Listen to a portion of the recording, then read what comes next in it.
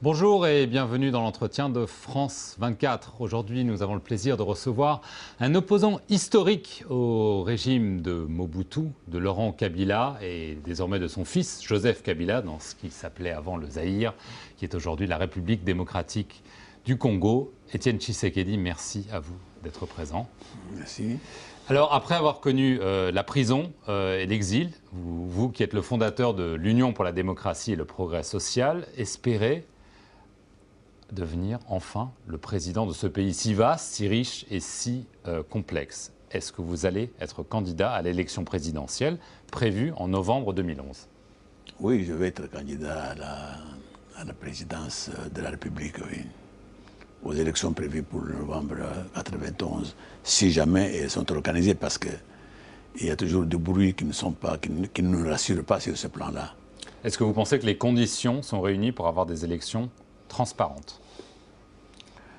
Je ne dirais pas que les conditions sont réunies, mais étant donné la situation catastrophique dans laquelle le pays se trouve pour le moment, je me suis senti obligé d'entrer dans les jeux pour ne pas demain être accusé de non-assistance à personne en danger, parce que franchement, notre peuple ne peut plus tenir longtemps en fait, ça.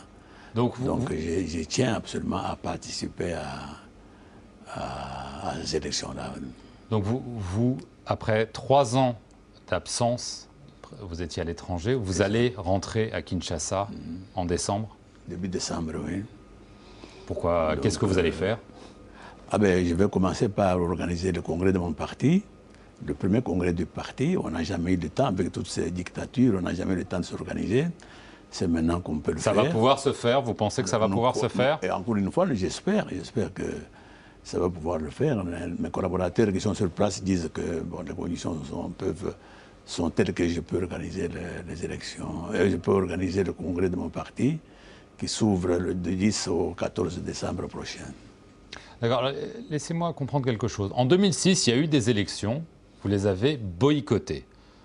Pourquoi est-ce qu'aujourd'hui, vous décidez a priori d'être candidat ? Est-ce que les conditions de transparence démocratique sont meilleures aujourd'hui qu'en 2006 ? Non, j'ai dit justement que les conditions ne sont pas nécessairement meilleures, mais j'ai dit que la situation politique dans laquelle se trouve, la situation sociale dans laquelle se trouve le peuple congolais est telle que je dois prendre mes responsabilités. Je ne peux pas, pour des raisons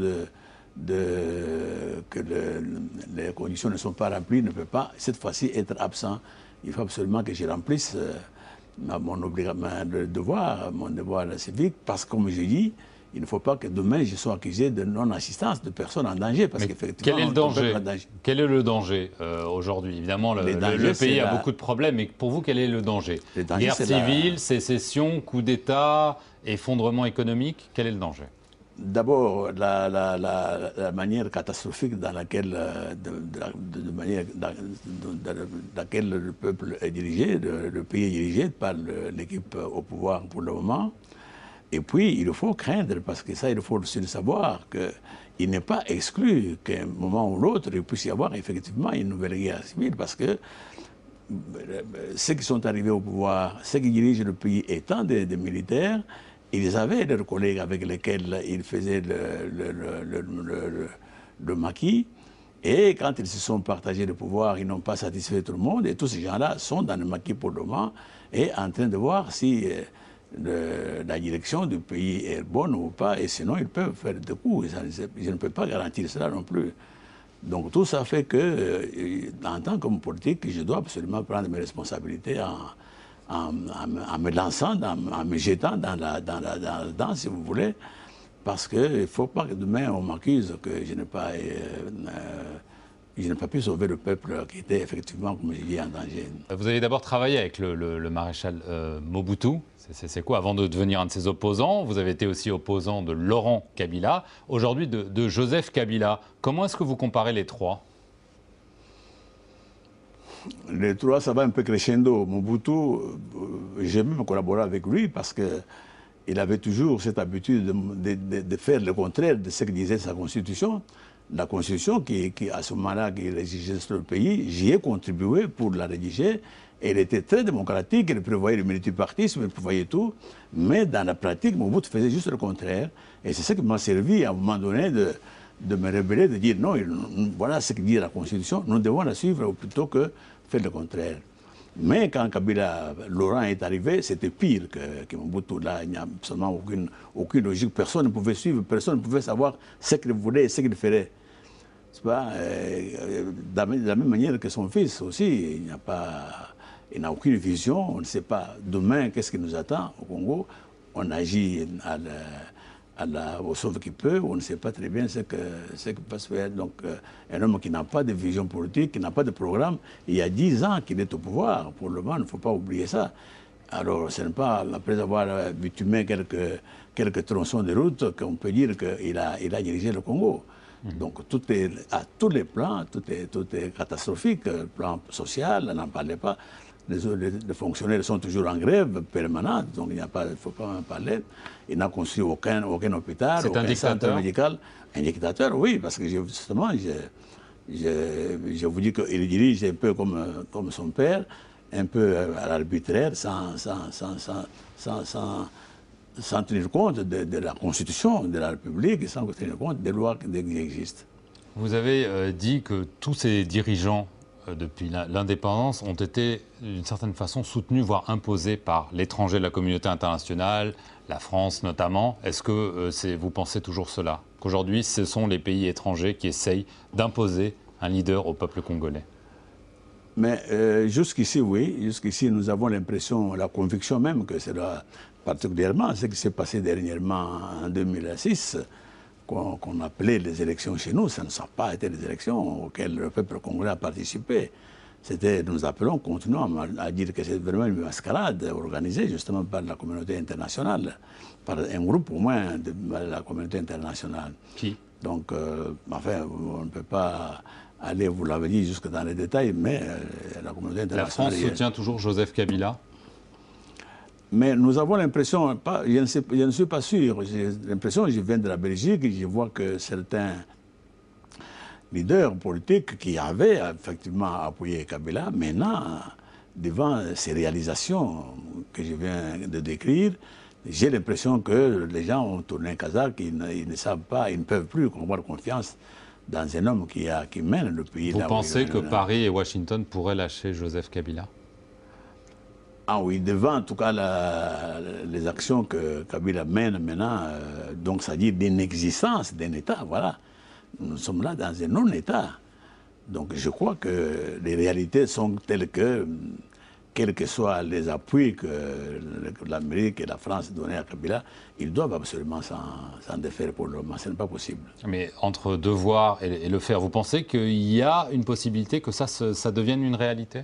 Ils vont le faire. Ils vont le faire parce que attendez mon retour, parce que nous allons effectivement mobiliser le peuple congolais, parce que ça c'est encore une chose qui est à... Nous allons mobiliser le peuple congolais. Maintenant, le peuple est vraiment tenu au silence. Il n'y a pas de... Les gens ne parlent pas, il n'y a pas de réunions, on ne peut pas... Les partis politiques ne peuvent pas se réunir, etc. Mais je crois qu'à mon arrivée, nous allons absolument changer cette attitude-là. Et à l'extérieur, on entendra ce qui va se passer au pays, au Congo, et je suis sûr que personne ne sera insensible à ces pressions intérieures du peuple congolais. Il y a eu notamment la mort de 2 militants des droits de l'homme, Floribert Chebeya, début juin, et Armand Tungulu, qui avait caillassé l'escorte présidentielle. Pour vous, ça signifie quoi? Ça signifie justement que vous venez de donner, illustrer par ces exemples-là, le régime qui est au pouvoir au Congo. Un homme comme Chebeya, il était très... Vous accusez le régime Kabila de les avoir tués? Absolument, c'est une certitude. Il n'y a pas de doute, il n'y a personne qui en doute d'ailleurs. C'est une certitude. Il présente les choses autrement, d'ailleurs très mal présentées, pour expliquer tous ces mots-là, mais personne ne doute que c'est vraiment le pouvoir au sommet qui est à la base de ces meurtres. D'accord. Juste dernière question. On a beaucoup parlé de l'Est du pays, avec des milices, des viols massifs. Comment jugez-vous la situation là-bas? Mais justement, vous voyez, quand nous étions à San City, nous avons été au dialogue intercongolais, les trois groupes de belligérants, plus même des politiciens, c'était pour arriver à pacifier le pays, demander à ceux qui portaient les armes de les déposer, mettre sur pied une armée nationale pour la première fois d'ailleurs, parce qu'il n'y a jamais eu l'armée nationale, procéder à un recensement de la population, parce que depuis 60, nous ne savons pas combien sont les Congolais, procéder à l'identification des Congolais, parce que depuis lors, il y a les désordres tels qu'il y a énormément de gens de toutes parts qui sont dans le pays. On ne sait pas qui est Congolais, qui ne l'est pas. Tout ça a été exigé au dialogue intercongolais avant qu'on puisse parler d'élection. Mais comme on avait les idées de tricher comme on a triché, on a négligé justement toutes ces choses-là qui allaient nous assurer des élections réellement libres et transparentes. Donc on a négligé ça. Donc, vous posez la question que vous posez. À ce moment-là, on a promis, ceux qui sont au pouvoir ont promis monts et merveilles, surtout à l'Est, où la sécurité était très menacée. Mais maintenant, même cette population est complètement déçue parce qu'il n'y a pas de changement avant ou après le Sun City, il n'y a pas de changement à l'Est du pays. Donc, encore une fois, ça montre l'incapacité du gouvernement. 10 ans, n'est-ce pas, que ce monsieur est au pouvoir, il n'y a pas de changement et ça montre justement ce que je viens de dire, ça illustre ce que je viens de dire, les capacités des gouvernants actuels de diriger le Congo. Très bien, je vous remercie beaucoup Étienne Tshisekedi d'être venu à l'entretien de France 24. Merci à vous de l'avoir suivi. Restez sur France 24 pour plus de nouvelles.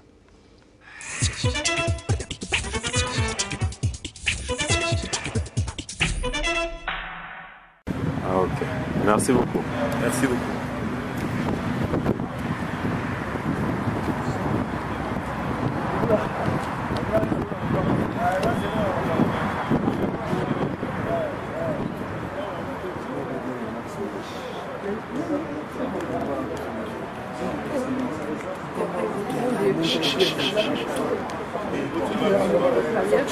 Pas que le gilet là, c'est normal. Tout le monde se calme.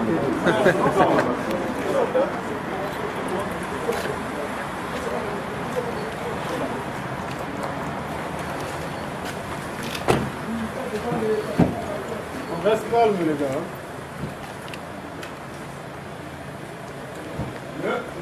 S'il vous plaît. Oui, mais je suis aussi journaliste.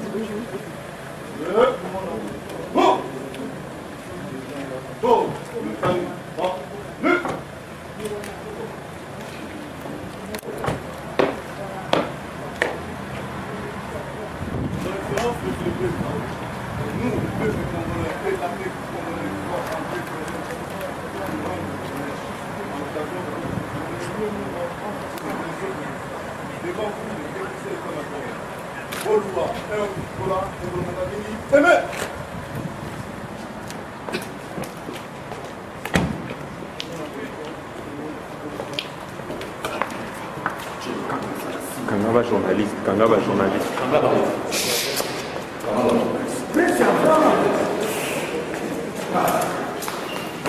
Parce que moi, Kabila a empêché dans un avion dans la guerre de voir une situation, Kabila ne représente plus que sa femme. Baturugura, Babushabo, Mende, Bandagi di Bosho, double langage, na moi, par exemple, une chose, na beaucoup de choses, finalement, Bakini, Azara, rien de Monewa, na moi, Nairobi, les président pour l'élection de la démocratie, montant le pouvoir de majorité du peuple.